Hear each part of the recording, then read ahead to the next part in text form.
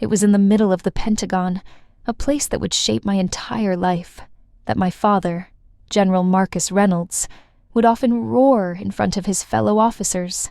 I remember sitting there, a skinny 10-year-old, hunched over a thick military manual.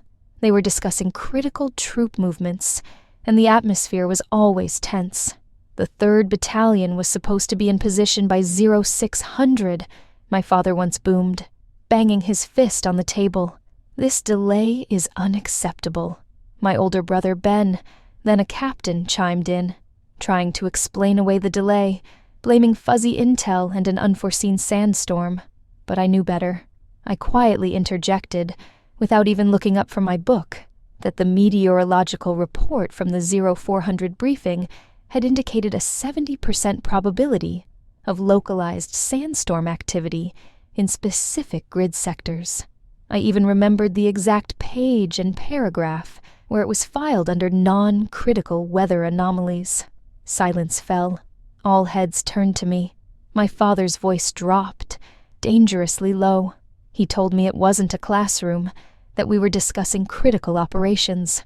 When I tried to explain that accounting for the sandstorm would have prevented the delay, Ben snickered, mocking my memory, asking if I was still trying to memorize the phone book. Then my father stood, towering over me. He dismissed me from the room, telling me my unique talents weren't suited for such discussions. He believed some things required muscle and command, not merely recalling facts. As I walked out, the hushed whispers followed me, and I glanced back to see my father exchanging a proud, knowing look with my brother. That moment burned into my memory, a testament to what they valued and where I stood. 15 years later, I sat stiffly in the 10th row of that same vast Pentagon auditorium, my Air Force captain insignia gleaming on my impeccable uniform. The air was thick with a suffocating, familiar pressure. My father, now retired General Marcus Reynolds, was on stage, being lauded for his Lifetime Achievement Award. Beside him, my older brother, Colonel Ben Reynolds, beamed, still the golden sun. I felt invisible, clenching my gloved hands in my lap, focusing on a loose thread on the chair in front of me, reciting my lifelong mantra, "Be invisible." The ceremony droned on, a testament to my father's distinguished career. Then, General Elias Shepard, a sharp-eyed 4-star general known for his intellect, stepped to the podium. He began to speak of a matter of critical strategic importance, an issue that touched the very integrity of our nation's defense. He revealed a profound security breach in our classified intelligence network, one so sophisticated it threatened to cripple overseas operations and compromise countless lives. A gasp swept through the room, and then my father stood abruptly, not to applaud, but with that familiar commanding motion. He raised a hand, silencing the room. He boomed, interrupting General Shepard, claiming this was hardly the venue for discussing active breaches, that it was an awards ceremony for service and sacrifice, not for abstract security issues that the public wouldn't understand. He insisted the military needed strong leaders, not bookish analysts, dwelling on theoretical vulnerabilities. His gaze, sweeping over the stunned faces, found me. The words bookish analysts hung heavy, a thinly veiled insult directed solely at me. Ben, beside him, wore a smug, triumphant smirk. Every head in the room turned, first to my father, then to me. I felt the searing wave of shame, 1,000 tiny needles pricking my skin. I felt flayed open, my own family holding the knife. But then, General Shepard's voice cut through the chaos. He agreed with my father about service and sacrifice, but added, and integrity. That is precisely why we are addressing this here. His eyes found mine across the room. He commanded, leaving no room for argument. Get Captain Reynolds up here. We need her memory. The silence that fell then was different. It was heavier, laced with profound, sudden respect. I heard a murmur from behind me. Her memory. My legs felt like lead, but my body moved on autopilot. As I began my long walk down the aisle, a single officer stood up in the 3rd row, then another, and another. In a silent, rolling wave, The entire room rose to its feet, standing in rigid, silent salute. They weren't standing for my father. They were standing for me. I walked past my brother, his smirk frozen into a grotesque mask of disbelief, then past my father, his body rigid, his face a ghastly, bloodless white. For the first time in my 35 years, I saw not anger, not disappointment, but pure, unadulterated shock in his eyes. I didn't look away. I let that image burn itself into my memory as I walked toward the stage, toward the man who called me by my true strength, leaving the wreckage of my family behind me. The storm had finally broken. The polished floor of the Pentagon auditorium dissolved, and suddenly I was 17 again, standing on the cold linoleum of our small house, on base at Fort Riley, Kansas. It was Thanksgiving. The comforting aroma of turkey and pumpkin pie filled the air, but the atmosphere was thin and brittle with unspoken rules. All day, I had clutched a secret, a thick, cream-colored envelope. It was my acceptance letter from Georgetown University, offering a full scholarship for their cognitive science and information analysis program. It was my dream. That evening, our dining table was crowded with relatives, all orbiting the gravitational center of our family, my father at the head, and beside him, the Crown Prince, my brother Ben, home from West Point. Conversations revolved around Ben's grueling training, his combat prowess. I sat silently, a shadow at my own family's table. Finally, as dessert plates were passed, I saw my chance. My hands trembled as I pulled the envelope from my pocket. "Dad," I whispered, my voice small. "I have something." I slid the letter across the table. He picked it up, glanced at the Georgetown logo without interest, and set it down next to the greasy turkey carcass, a place reserved for discarded bones. He didn't even open it. He looked at me, his gaze flat and unimpressed, then shifted to Ben, and that familiar pride softened his features. He boomed, ensuring everyone heard his verdict. A cognitive science scholarship. More books, Anna. Look at your brother. He's learning how to lead men into battle. That is the future. That is strength. What are you going to do with a piece of paper like that? Memorize facts while your brother defends our country. Silence fell. My cheeks burned. Ben just shrugged, a perfect pantomime of indifference. But I saw the cruel satisfaction in his eyes. He had won again. The final killing blow came with dessert. My father stood, raising his glass of wine, and announced, "Everyone, a toast to Cadet Ben Reynolds, the pride and the future of the Reynolds family." Glasses clinked in celebration of Ben's glory. No one mentioned my name. My dream was left to die on the table, my letter stained with cranberry sauce, like a wound. That night, I cried in my room, silent, heaving sobs. I clutched The Art of War, a worn copy my mother, a brilliant historian, had given me before she passed. "Anna," she used to tell me, "your mind is a weapon. Don't ever let anyone tell you otherwise." But in that house, under that roof, my weapon was only a burden. It didn't make me strong. It made me a target. It didn't make me valued. It made me a disappointment. And a cold, sharp question pierced through my grief. Why did I keep fighting for the approval of a man who would never give it? Why did I keep trying to win a game that was rigged from the very beginning? That question, born from the tears of a 17-year-old girl, became the engine of my new life. You don't play a rigged game. You walk away from the table and build your own. Years later, the fluorescent lights of my small, windowless office at Fort Meade hummed. I was now a captain, an intelligence officer specializing in advanced pattern recognition. My colleagues called me the Oracle, or the Library, nicknames that dripped with a mix of awe and dismissiveness. My commanding officer, Major Greg Miller, a traditional man who valued tangible results, often strode in, asking if I was still buried in those archived comms, instead of providing actionable intel. I remember calmly telling him that the pattern for the GhostNet cyber attacks had a unique signature, a micro-delay that was too consistent to be random, almost an emotional tell. He scoffed, saying this wasn't a therapy session. It was cyber warfare. My assignments reflected their opinion. I was relegated to tedious tasks, sifting through mountains of archived data, cross-referencing old reports. The loneliness was a physical presence, but I refused to break. The girl who cried over a stained letter was gone. In her place was a woman forged in quiet fire. I took their disdain and turned it into fuel. I worked tirelessly, developing my own methodologies, creating a cognitive map of the digital landscape. I memorized server configurations, network traffic patterns, even the subtle quirks of various hacking groups. It was a weapon no one else had, and I sharpened it in silence. At night, alone in my sterile barracks room, I found solace in old philosophical texts. My silent creed, the intelligent warrior, avoids battle. I didn't need their validation. I just needed to prove them wrong. I was sipping lukewarm coffee in the secure cafeteria when a quiet, unassuming man approached my table.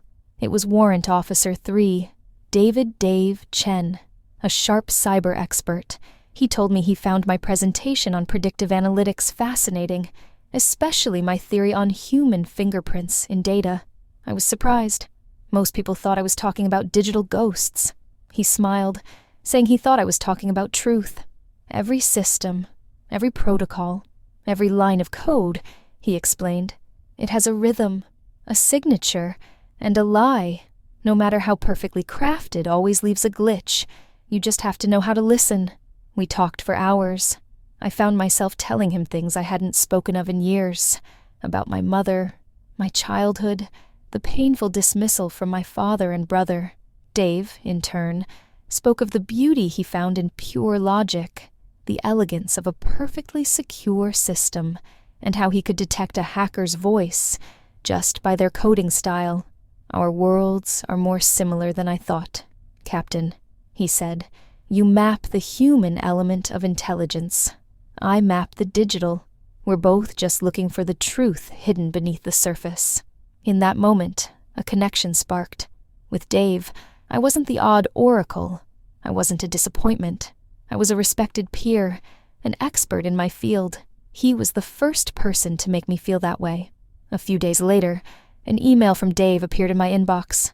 No long message, just a link to a documentary on the art of cognitive warfare.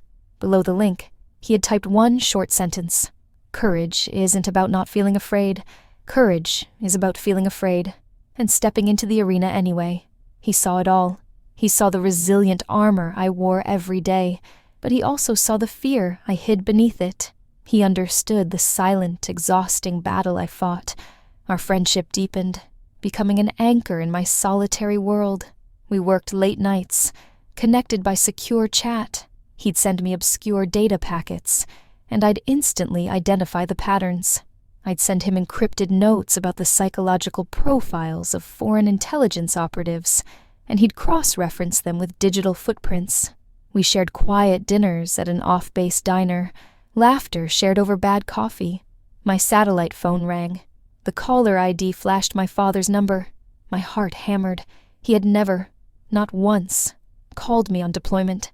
A foolish, stubborn flicker of hope ignited in my chest. I answered, "Hello, Dad." His voice, a baritone of pure, undiluted authority, instantly transported me back to my childhood. He told me he and Ben were here and had something important to discuss. Then I heard Ben's voice, slick and smooth, oozing a synthetic warmth that made my skin crawl. "Hey, little sister," he said. "Heard you're doing big things out there." I almost believed them. For a moment, the hope burned brighter. My hope was a candle, and they snuffed it out with a single breath. My father dispensed with the pleasantries immediately. He confirmed I was auditing Project Chimera, the classified procurement of new stealth drone prototypes. I cautiously confirmed it. "Good," he said. He explained they had a vested interest in the project, that the lead contractor, Omnicorp, was a key partner, and that irregularities were surfacing regarding costs and subsystem specs. I felt a cold knot forming in my stomach. I knew where this was going. He told me he needed me to influence the report, to soften it, omit damaging technical details, and emphasize the positive operational record. He asked me to consider it a favor for the family. I was speechless. The audacity of it stole the air from my lungs. He wasn't just asking me to lie. He was asking me to commit a felony, to betray my oath, all to protect one of his business connections. "Dad," I stammered, my voice barely audible. That's illegal. It's a violation of the Uniform Code of Military Justice. It's an ethical breach." The warmth, fake as it was, vanished from his voice, replaced by a chilling cold. He snapped, "Don't you dare lecture me about ethics, Anna. I served this country for 40 years. You're just a captain. This is how the world works. You help us. We help you. Don't forget who gave you that name on your uniform." Then Ben chimed in, his voice dripping with condescending pity. "That's right, Anna. Don't be naive. This is your chance to finally prove you can be useful to this family, a real team player." And there it was, the truth stripped bare in their eyes. I wasn't an officer. I wasn't a specialist with a valuable skill set. I was a tool, a pawn on their chessboard to be moved and sacrificed for their own gain. The years of work, the small victories, the life I had painstakingly built for myself, it all meant nothing to them. I was still just the disappointing daughter, finally being offered a chance to be useful. A surge of anger, hot and pure, rose within me. It wasn't the helpless rage of my youth. It was the clear, focused fury of a woman who finally knew her own worth. The lessons from Dave, the strength I'd found in my own solitude, the self-respect I had fought so hard to earn, it all coalesced into a single, unshakable wall of resolve. I didn't scream. I didn't cry. I let the silence hang in the air for a moment, letting them feel the weight of my decision. Then I spoke one sentence, my voice low, clear, and steady. "I will not." Before either of them could respond, I ended the call. My hand was trembling as I set the phone down, but inside, in the core of my being, something had settled. A line had been drawn. A door had been slammed shut, and this time, I was the one who had turned the key. 3 days later, I was on a covert assignment deep within a highly secure server farm at Fort Belvoir, troubleshooting what was reported as a critical system anomaly. The air was cold, smelling of chilled, filtered air and hot electronics. My comm system, provided by Omnicorp, had been glitchy all night. Suddenly, a voice cut through the static on my earpiece. It wasn't my men. It was a strange, distorted voice, chillingly calm, whispering, "Little Oracle, is your father disappointed in you?" Ice flooded my veins. It was my old childhood nickname, known only to a select few, used only by my family. It was a surgical strike into the deepest, most private wound of my soul, a psychological blow. Before I could even process the violation, the world exploded. Alarms blared. Red lights flashed. The server racks sparked and arced with violent energy. A deafening roar erupted from all sides as automated defense systems engaged, but erratically, wildly. The smell of ozone and burning circuitry filled the air. I was trapped. Through the haze of smoke and malfunctioning systems, a horrifying clarity pierced through my fear. This wasn't an anomaly. This was a professional attack. They knew my exact location. They knew my deepest psychological weakness. Someone had given them everything. Someone had sold me out. And in my heart, I knew who. The chaos felt like an eternity. When emergency response teams finally breached the facility, their thumping boots scattering the debris, I was barely conscious. All I could think of were 2 images: my father's cold, commanding face, and my brother's smug, triumphant smirk. This was their answer to my defiance. They didn't just disown me. They tried to erase me. My exile to Fort Belvoir, Virginia, was meant to be a quiet, professional death. They gave me a gray, soulless cubicle, a mountain of mind-numbing paperwork, and expected me to fade away. They underestimated me. I didn't see a prison. I saw a command center. My first and only call was to Dave. Using a secure, encrypted line, I reached him at his post in Germany. "Eli," I said, my voice low and urgent, "it's Anna. I need your help." It's off the books, and it's dangerous. I told him everything. The phone call from my father and brother, the demand to falsify the report, my refusal, and the perfectly executed cyber attack and near miss that followed just 3 days later. I laid out the cold, ugly facts. A long, heavy silence stretched across the line. For a terrifying moment, I feared I had asked too much. Then he spoke, his voice a low, steady anchor in my storm. "Anna," he said, and I could hear the steel in his tone. "I don't care if it's a 4-star general or the president himself. No one gets to do that to an American officer. No one." He paused, then added, "Send me everything you have. We're going to burn their system to the ground." His loyalty was the only light in my darkness. It was all I needed. We began our war in the shadows. I started with the grammar of the system, just as my old Georgetown professor had taught me. Liars always leave grammatical errors in their narrative.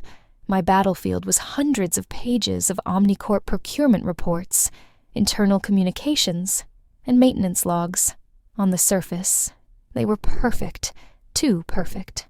I cross-referenced every report with my eidetic memory of intelligence briefings and casual conversations, finding dozens of tiny, concealed grammatical errors, equipment failures logged as user error, damaged parts listed as scheduled for routine replacement. Meanwhile, thousands of miles away, Dave launched his own assault. He began a deep dive into the archived communication servers from the Project Chimera team. As he suspected, the official record was a lie. Log files from the night of the attack were flagged as corrupted due to a system error, a clumsy, obvious cover-up. But Dave was a digital ghost, a genius who moved through firewalls and data logs with an artist's grace. He didn't look at the corrupted files. He looked at the space around them. He analyzed backup caches and residual data fragments. And there, in the digital dust, he found it. Metadata fragments pointing to an unauthorized access port opened and closed just hours before the attack. The port was traced back to a private encrypted server, a server owned by Omnicorp. We worked relentlessly for 2 weeks, fueled by black coffee and a shared cold fury. We barely slept, communicating through encrypted chats at all hours. Then at 3 a.m., my phone buzzed. It was Dave. His voice was a mixture of exhilaration and pure rage. "I got it, Anna," he said. "I got the son of a—" He sent me a single, heavily encrypted audio file. My heart pounded as I decrypted it. It was a restored recording from the Omnicorp server, a phone call between the CEO of Omnicorp and my brother, Colonel Ben Reynolds. The call had taken place just 4 hours before I walked into that server farm. I pressed play, and Ben's voice filled the silence of my small room. "My father has done his part," he was saying, his voice smooth and confident. "The pressure is on. Now it's your turn. Just make sure the incident is convincing enough to shut her up permanently." The CEO murmured something about risk. "It's not a risk," Ben cut in coldly. "It's a solution." My breath hitched. My world tilted on its axis. But there was more. Dave had found another file. It was a digital copy of a contract addendum approving a massive, no-oversight budget increase for Omnicorp. The authorization was dated the day after the ambush. The digital signature at the bottom was undeniable. General Marcus Reynolds. I leaned back in my chair, the evidence glowing on my screen. The phone call, the signature. It was the truth. Cold, sharp, and brutal. It was the confirmation of a betrayal so profound it defied comprehension. My professor was right. They had left their grammatical errors, and I had found every single one. My weapon was loaded. I returned to the same Pentagon auditorium. The air was thick with the same sense of pomp and circumstance. But this time, I felt no anxiety. The girl who had wanted to be invisible was gone. In her place was a woman who was about to become unforgettable. I walked to my assigned seat, my back straight, my gaze level. A profound, chilling calm settled over me. I was the quiet eye of a hurricane I had created. From my seat, I could see them in the VIP section. My father, looking regal and proud, accepting handshakes and congratulations. My brother Ben, beaming, soaking in the reflected glory. They were utterly oblivious, confident in their power, never imagining that the pawn they had sacrificed was about to checkmate the kings. The ceremony began. Speeches were made. Awards were given. Finally, the moment came. The announcer called my father's name, listing his legendary accomplishments. He walked to the stage to a thunderous standing ovation. After he accepted his award, General Elias Shepard, as the highest-ranking officer present, stepped to the podium to give the closing remarks. He began by praising my father's long career, then his tone shifted. "Before we conclude," he said, his voice ringing with quiet authority, "there is one more matter of honor to address, an issue of security and integrity that touches us all." A nervous murmur rippled through the crowd. General Shepard gestured to the massive presentation screen behind him. There was a recent security breach within our classified project Chimera that resulted in significant compromise of national security and a direct attempt on the life of a U.S. Air Force captain. On the screen, a network diagram appeared, the one Dave had painstakingly reconstructed. It showed a clear, undeniable, unauthorized access port, originating from an Omnicorp server. This breach was deliberately covered up. Shepard continued, his voice like ice. The screen changed, displaying the contract addendum, and he stated that this cover-up was authorized to protect a lucrative contract. He zoomed in on the signature at the bottom of the page, General Marcus Reynolds. A collective gasp swept the room. My father's face, projected onto the screen by a nearby camera, turned a ghastly shade of white. The confident smile vanished, replaced by a mask of pure shock. But Shepard wasn't finished. He gave a subtle nod to the tech booth. And now, the reason for the cover-up. A sound filled the auditorium, an audio file. It was my brother's voice, cold and clear, echoing through the silent hall. "My father has done his part. Now it's your turn. Just make sure the incident is convincing enough to shut her up permanently." The recording ended. The silence that followed was absolute, a crushing void. Every single person in that room, 1,000 pairs of eyes, turned away from the screen and stared directly at my father and brother, who were frozen in their seats like statues in a nightmare. I stood up from my seat and walked to the stage, just as I had been instructed. I stood beside General Shepard and looked down at my family. I saw my brother Ben, his face contorted in panic, trying to stand, to speak, to form a denial that would never come. 2 uniformed military police officers materialized beside him, as if from thin air, their presence quiet, professional, and final. Then I looked at my father. I met his eyes across the stage, and for the first time in my 35 years, I did not see anger. I did not see disappointment or disdain. I saw fear, the raw, naked terror of a king who has been dethroned, of a powerful man who has been utterly and completely exposed. General Shepard did not say another word. He simply turned to me and gave a slow, deliberate nod. It was a gesture of profound respect, a silent acknowledgement of a battle fought and won. He had given me justice. I returned the nod, a silent thank you. Then I turned and walked away from the podium, my steps steady and sure. I walked past the chaos, past the shocked whispers, past the ruins of the House of Reynolds. I did not look back. I didn't need to. The storm was finally over. The storm had passed, leaving behind a strange, hollow silence. The days following the ceremony at the Pentagon were a blur of official proceedings. I gave my formal testimony to the investigators from the Inspector General's office, a calm, factual recounting of events. The evidence Dave and I had gathered was irrefutable.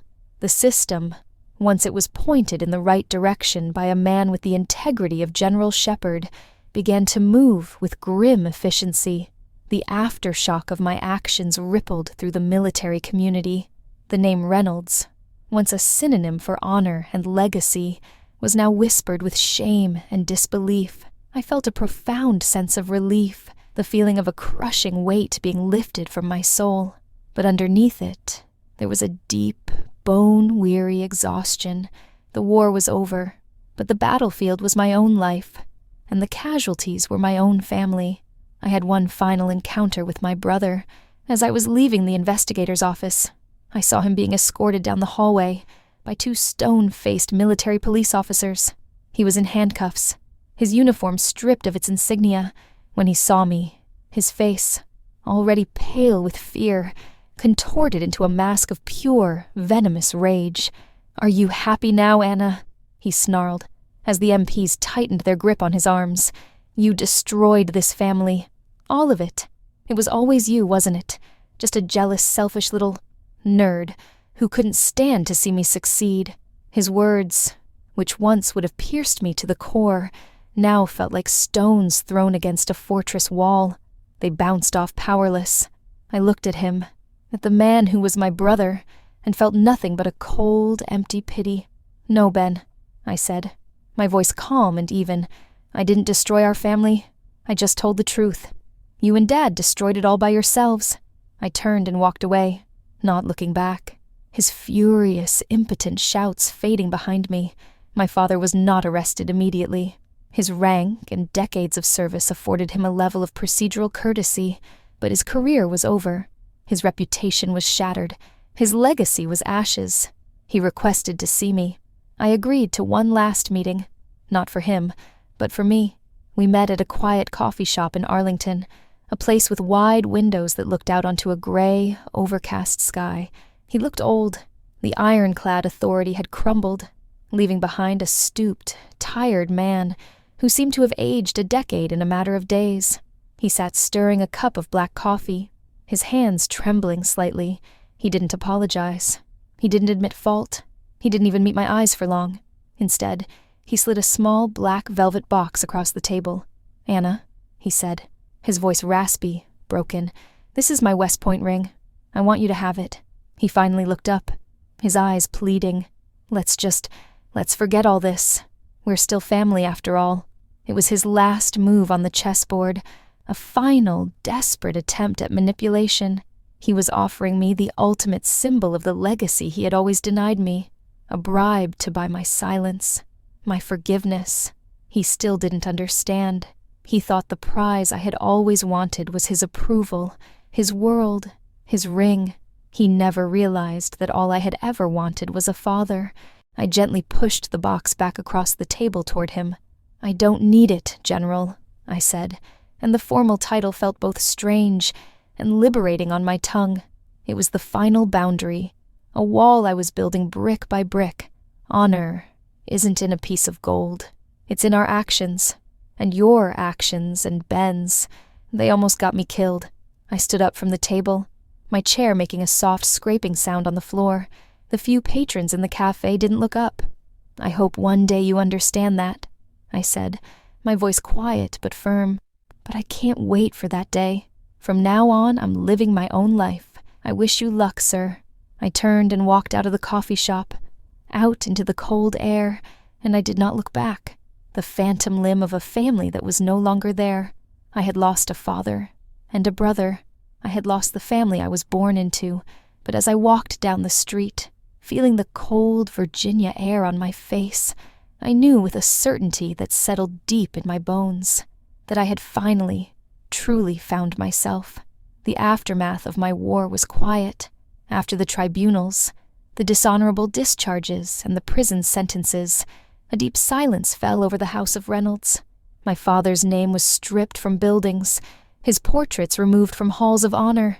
His legacy, the thing he had sacrificed his own daughter for, had turned to dust. I felt no joy in it, only a profound and quiet sense of peace.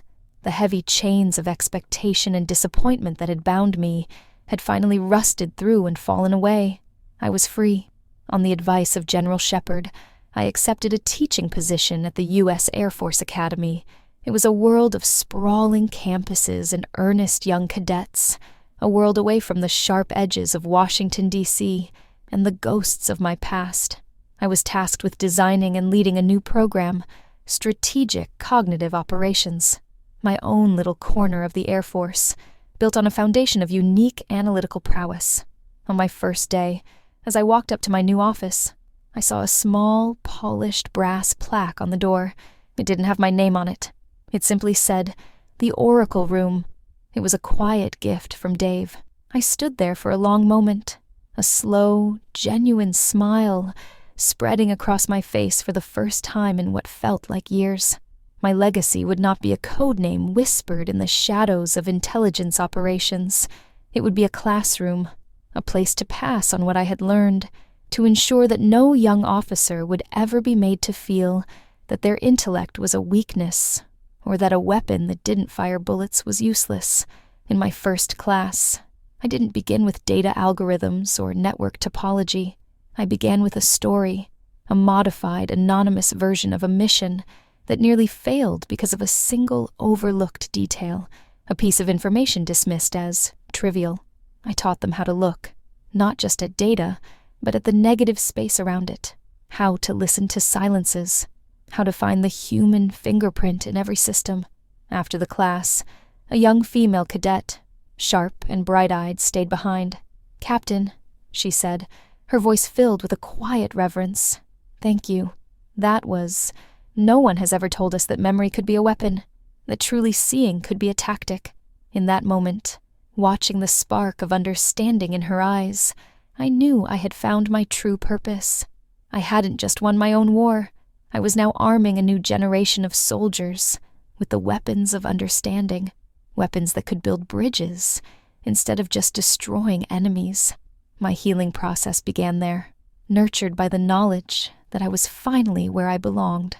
A year later, a small package arrived at my office. There was no return address, but I recognized the elegant, looping handwriting of my aunt.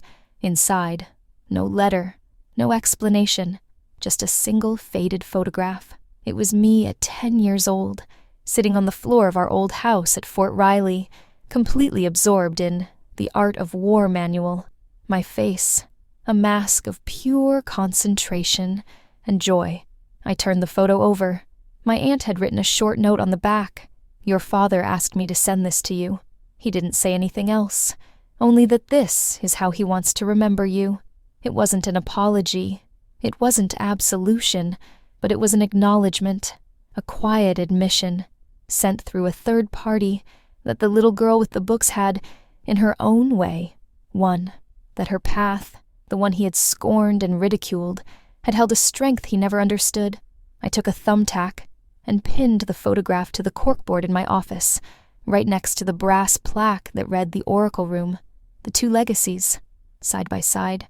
I looked at the face of that little girl, and for the first time, I didn't feel the sting of her loneliness. I felt only pride. I had been healed, not by forgiving them, but by finally, completely forgiving myself for ever believing I wasn't worthy. My story found its peaceful ending, not in revenge, but in rediscovering my own worth.